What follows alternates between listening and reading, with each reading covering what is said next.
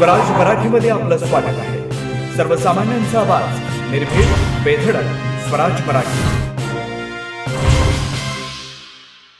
अयोध्येत उभारण्यात आलेल्या श्रीराम मंदिरास 1 वर्ष पूर्ण होत असल्याच्या निमित्तानं या पहिल्या वर्धापन दिनाचं औचित्य साधून सांगलीत सुरू असणाऱ्या श्रीराम कथा आणि नामसंकीर्तन सोहळ्यातील एक भाग म्हणून आज श्रीराम मंदिरापासून भव्य शोभायात्रा काढण्यात आली। सदर शोभायात्रेत हत्ती, घोडे, उंट, रथ हे मुख्य आकर्षण होते। सकाळी 9 वाजल्यापासून सुरू झालेल्या या शोभायात्रेत सांगलीकर बंधू भगिनी भारतीय पोशाख प्रदान करून सहभागी झाले होते, तर छत्रपती श्री शिवाजी महाराज व त्यांच्या मावळ्यांची वेशभूषा केलेले कार्यकर्ते सहभागी झाले होते।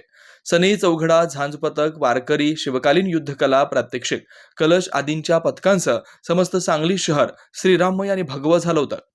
या शोभायात्रेत श्रीराम कथेचे प्रवक्ते हरिभक्त परायण परमपूज्य समाधान महाराज शर्मा, श्रीराम कथा ज्ञानयज्ञाचे यजमान गुलशन कुमार अग्रवाल, अध्यक्ष प्रमोद मालू, विश्वासराव गवळी, कार्याध्यक्ष मनोहर सारडा, स्वागताध्यक्ष मोहन जंगम, रावसाहेब पाटील, रमाकांत घोडके, सचिव लक्ष्मण नवलाई, राहुल डोके पाटील, खजिनदार ओमप्रकाश झवार आदींसह पदाधिकारी आणि हजारो सांगलीकर सहभागी झाले होते।